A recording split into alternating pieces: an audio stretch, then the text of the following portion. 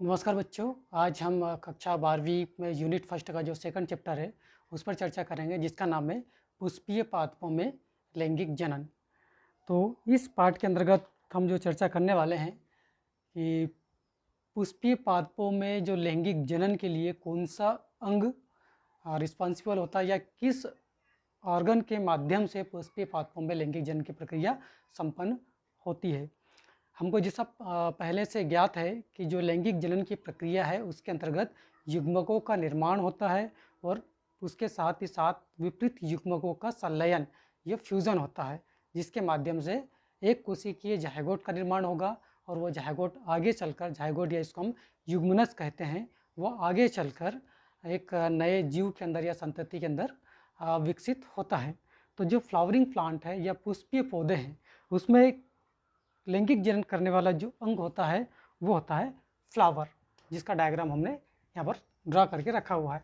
तो जो पुष्प होगा या फ्लावर जो होता है वो पुष्पीय पौधों का लैंगिक जनन अंग होता है। पुष्प वास्तव में एक मॉडिफाइड, आपको ध्यान रखना है, मॉडिफाइड सूट होता है। पुष्प वास्तव में क्या है? एक मॉडिफाइड सूट होगा। वो किस प्रकार से मॉडिफाइड सूट है? जैसा फॉर एग्जांपल यदि हम यहाँ पर एक सूट का डायग्राम बनाएं तो आप जानते हो कि जो तना होगा उस पर नोड्स उपस्थित होते हैं। तो इस प्रकार से हम बताएं कि ये नोड्स है और नोड्स पर आपको लीव्स लगी हुई मिलेगी। ठीक है, तो पुष्प भी कुछ इसी प्रकार से होता है और ये जो लीव्स है, ये लीव्स इसकी नोड्स पर लगी हुई होती है।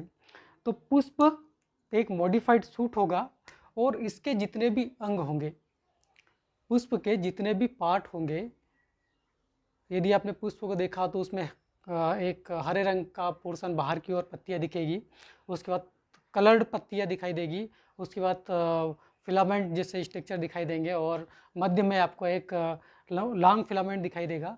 तो ये भी एक मॉडिफाइड लीव्स है। तो जिस प्रकार से स्टेम के ऊपर पत्तियां दिखाई देती है, लीव्स दिखाई देती है, उसी प्रकार से जो फ्लावर होगा उसमें भी जो संरचनाएं दिखाई देती है वो क्या होती है? रूपांतरित पत्तियां ही होती है। तो फिर यदि तने को देखें तो कुछ इस प्रकार से हमने बताया, लेकिन फ्लावर का तो इस प्रकार से हमको दिखाई देता है। तो ये कैसा संभव है? वास्तव में यदि हम इसका ये अपेक्स है, ये क्या है? इसका अपेक्स या शीर्ष भाग है। तो शीर्ष भाग पर भी आपको लीव्स देखने को मिलेगी या जो भी कलिका है वो यहाँ पर उपस्थित होगी। यदि इस तने को हम कॉम्प्रेस्ड कर दे, संघनित कर दे, तो जो नोट्स है वो क्या हो जाएगी? पास पास आ जाएगी और इसकी जो लीव्स होगी वो आपको एक रोल के अंदर या चक्र के अंदर व्यवस्थित दिखाई देगी। तो जो पुष्प होगा कुछ इसी प्रकार से होता है कि वो तना जो होता है वो मॉडिफाइड हो जाता है और उसमें जो लीव्स होगी, उसका जो फ्लोरल लीव्स होती है वो एक रोल के अंदर या चक्र के अंदर आपको व्यवस्थित दिखाई देती है। तो देखिए पुष्प के कौन कौन से भाग होंगे। हमने बता दिया ये मॉडिफाइड सूट होगा और पुष्प के भाग कौन कौन से हैं। तो आपने पुष्प को ध्यान से देखा होगा तो आपको एक पुष्प व्रंत दिखाई देगा जिसको हम पेडिसिल बोलते हैं, ये वाला पोर्शन जिस पर पुष्प लगा होता है किसी शाखा से या कक्षी कलिका से, डांस से वो आकर जुड़ा होता है, इसको बोलते हैं पुष्प व्रंत या पेडिसिल या फ्लोरल स्टॉक इसको कहा जाता है। ऊपर की ओर हम देखें, आगे चले तो पुष्प में आपको एक गुंबदाकार रचना दिखाई देगी जिस पर पुष्प की बाकी जो फ्लोरल लीव्स होगी या बाकी जो भाग होंगे वो लगे होते हैं। हम यूँ कहें कि जितने भी भाग हैं वो इस पर व्यवस्थित होते हैं, इस गुंबदाकार आकृति के ऊपर। इसे बोला जाता है रिसेप्टेकल। इसे क्या कहते हैं? रिसेप्टेकल या थैलेमस कहा जाता है। इसे रिसेप्टेकल या थैलेमस कहेंगे जिस पर फ्लोरल लीव्स अरेंज होगी। तो दो भाग इसमें हो गए हैं, एक पेडिसिल जो कि पुष्प व्रंत होता है और दूसरा होता है आपका थैलेमस या रिसेप्टेकल जिस पर पुष्प के विभिन्न भाग लगे होते हैं। अब हम देखें तो उसके पश्चात जो थैलेमस या रिसेप्टिकल है उस पर सबसे बाहर की ओर, उस पर सबसे बाहर की ओर हरे रंग की पत्तियां लगी हुई दिखाई देती है। ये वाली हरे रंग की पत्तियां इसके ऊपर लगी हुई दिखाई देगी। एक चक्र के रूप में व्यवस्थित होती है। यदि आपने गुलाब के पुष्प को देखा होगा तो उसमें हरे कलर की पत्तियां बाहर की ओर एक चक्र के अंदर व्यवस्थित होती है। इनको सेपल कहा जाता है। इनको क्या बोलते हैं? सेपल कहते हैं। ये कली अवस्था में पुष्प की सुरक्षा करने का काम करती है और चूंकि हरी है तो ये फोटोसिंथेसिस भी करेगी, प्रकाश संश्लेषण का कार्य भी करेगी। तो जो पहला चक्र होगा, ये हम बताएं पहला चक्र, फर्स्ट वाला जो हरे रंग का है, ठीक है। तो ये कली अवस्था में पुष्प की सुरक्षा करने का काम करती है और उसे सेपल कहा जाता है। इसकी एक इकाई को सेपल कहेंगे। और जब पूरे चक्र की हम बात करें, पूरा जो वर्ग है या रोल है उसकी हम बात करें तो उसको बोला जाता है कैलिक्स। सभी के सेपल्स एक चक्र बनाएंगे, एक रोल बनाएंगे और इसको हम बोलेंगे कैलिक्स, इसको बोलते हैं। अब आगे की ओर देखें तो सेकंड नंबर का जो चक्र होता है, आपको हमने रेड कलर से यहाँ पर बताया हुआ है। पौधों में आपको ये रंगीन दिखाई देता है। अलग अलग प्रकार के पुष्पों में इसका कलर अलग अलग होता है, पीला, सफ़ेद या फिर आपका जामुनी कलर का या लाल कलर का, अलग अलग रंग आपका दिखाई देता है। तो ये जो होता है ये इसका सेकंड चक्र होगा या सेकंड रोल होगा, जो कि कैसा है? कलर्ड है। तो कलर्ड जो रोल होगा उसे हम कहते हैं पेटल। उसे क्या कहते हैं? पेटल। तो आपने जो गुलाब की पंखुड़ियाँ देखी है, पंखुड़ियाँ जिसको हम बोलते हैं, वो क्या है? एक्चुअल में पेटल है। और एक पंखुड़ी को हम पेटल बोल रहे हैं, एक भाग को हम क्या बोले? उसको पेटल बोले। लेकिन पूरे चक्र की बात करेंगे तो सभी पेटल आपस में मिलकर जो चक्र बनाएंगे तो collection of petals is called the Corolla. उसको क्या बोलते हैं हम? कोरोला बोलते हैं, ठीक है। तो ये दोनों के दोनों चक्र कौन कौन से? आपका फर्स्ट वाला जिसको हमने बोला कैलिक्स, और सेकंड वाला चक्र जिसको बोला हमने कोरोला। कैलिक्स जो होगा वो बड अवस्था के अंदर प्रोटेक्शन का काम करेगा फ्लोरल पार्ट्स के, और जो कोरोला होता है ये चूंकि रंगीन है तो ये अपनी ओर कीट पतंगों को आकर्षित करता है, कीड़ों को अपनी ओर आकर्षित करेगा, जो परागण की क्रिया में सहायक होगा। तो ये दोनों के दोनों, कैलिक्स और कोरोला, ये दोनों जनन के अंदर पार्टिसिपेट नहीं करते हैं, या यूँ कहें कि डायरेक्ट पार्टिसिपेट नहीं करते, ये मदद करते हैं। तो ये सहायक चक्र कहलाते हैं। ये दोनों कैसे हैं? सहायक चक्र है, पुष्प के सहायक चक्र है, जो जनन के अंदर डायरेक्ट पार्टिसिपेट नहीं करेंगे, इनडायरेक्टली ये इसको हेल्प करने का काम करेंगे। यहाँ पर थर्ड वाला देखें तो ये हो गया आपका सेकंड। थर्ड वाला देखें हम तो थर्ड में आपको ये वाला, थर्ड नंबर हम ये बताएं तो थर्ड में आपको एक फिलामेंट लाइक स्ट्रक्चर दिखाई दे रहा है जो थैलेमस पर लगा हुआ है, और इसके ऊपर एक घुंडी जैसा या एक दाने के समान हमने स्ट्रक्चर बताया है वो लगा हुआ है। दोनों साइड हमने बताया इसकी अलग अलग फ्लावर में इनकी संख्या अलग अलग होती है। ये पुष्प का नर जनन पार्ट होता है या नर वाला भाग होगा, जो कि नर युग्मक के निर्माण में पार्टिसिपेट करेगा। इसके जो भाग होंगे उसमें जो ऊपर का शीर्ष वाला भाग होता है फूला हुआ, इसको एंथर कहा जाता है। इसको क्या बोलते हैं? एंथर कहते हैं।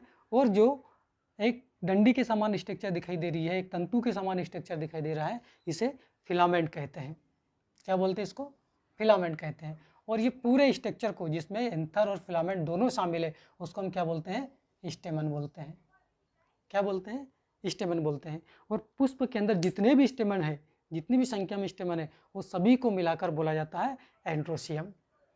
सभी स्टेमन आपस में मिलकर जो यूनिट बनाएंगे उस इकाई को या उस यूनिट को हम क्या बोलेंगे? एंड्रोसियम बोलेंगे। और एंड्रोसियम जो होता है वो पुष्प का नर जनन अंग होगा, उसमें नर युग्मकों का निर्माण होगा, और नर युग्मक जो बनते हैं वो एंथर में बनेंगे। तो ये थर्ड वाला चक्र हुआ। तीसरा वाला जिसको हमने बोला एंड्रोसियम, ये क्या है? मेल सेक्स ऑर्गन या पार्ट, फ्लावर का मेल सेक्स पार्ट है ना। फोर्थ वाले की हम बात करें, फोर्थ वाला कौन सा, ये वाला पोर्शन जो है, मैं इसको यदि डार्क कर दूं, ये लाइन खींच के बताऊं, तो ये जो पोर्शन है ये पूरा का पूरा यहाँ से जाके स्वेल हुआ और ये गुंबदाकार आकृति इसने बनाई।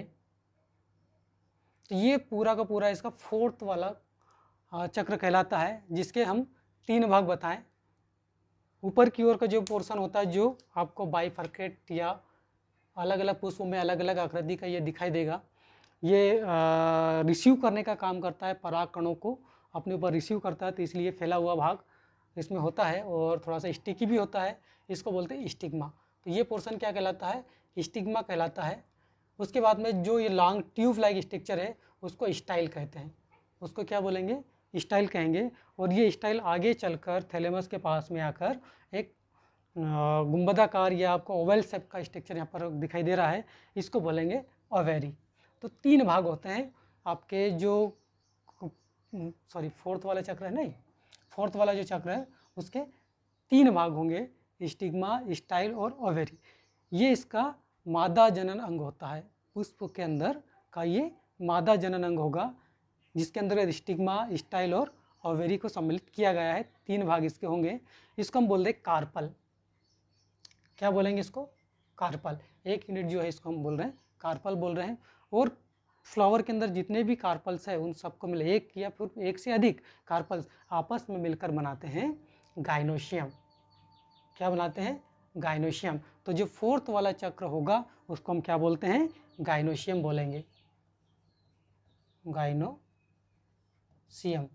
ये इसका जो होगा वो फीमेल रिप्रोडक्टिव ऑर्गन या पार्ट होगा। तो इस प्रकार से पुष्प के अंदर हमने जो 4 चक्र देखे, पहले 2 चक्र में कैलिक्स और करोला जो क्या करते हैं, सहायता करने का काम करते हैं, तो ये आवश्यक चक्र के अंतर्गत नहीं आते हैं। लेकिन एंड्रोशियम जो होगा वो मेल सेक्स ऑर्गन है, तो ये क्या करेगा, मेल गैमेट का निर्माण करेगा, मेल गैमेट यहाँ बनेगा। और गाइनोशियम जो है वो फीमेल सेक्स ऑर्गन है इसका, तो यहाँ पर क्या बनेगा, फीमेल गैमेट का निर्माण होगा।